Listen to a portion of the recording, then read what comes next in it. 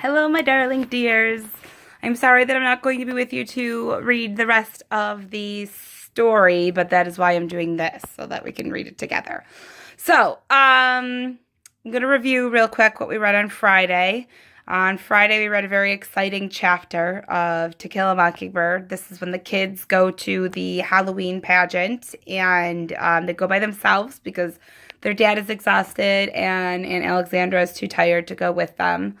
There's a bit of foreshadowing in the chapter before that something big is going to happen. They get there, and Scout hangs out with Cecil, Jacob's little boy that lives down the street from them, and she screws up for her play. She falls asleep in her ham costume, and she doesn't come out on the stage until the very end. And it's pretty funny, and it's definitely embarrassing, and that causes her to want to just stick around at the end of the play until everybody leaves, basically. And then she doesn't want to take off her ham costume because she doesn't want anyone to see that she's the ham. So her and her brother wait till everyone's gone, and then they head off to home. They realize that Scout has left her shoes at the school. They turn around to get them, but it's too late. And as they're walking home, Jem pretty much realizes that somebody's following them. And at first, Scout doesn't hear anything, but then she does. It's not her costume making noises. At first, they think it's Cecil, so they scream things at Cecil, but then they realize it's not Cecil. And then we could tell Jem gets really nervous, and he asks if she can take off her costume, but she says she doesn't have anything on really underneath it, and she can't put on her dress in the dark.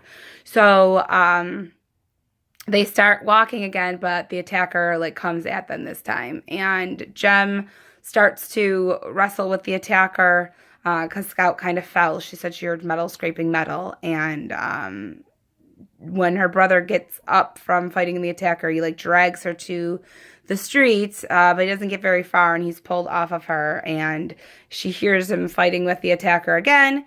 And then she hears a crunch, and she hears her brother scream. She runs in that direction, runs right into the attacker, and he starts squeezing the life out of her. And then someone pulls the attacker off of her. At that point, she thinks it's her brother that did it, but she hasn't realized yet that there was another person under the tree helping them. And then she hears a really weird coughing noise, and she's calling for Jem. Then she asks if it's Atticus. She hears somebody lifting something too heavy for themselves.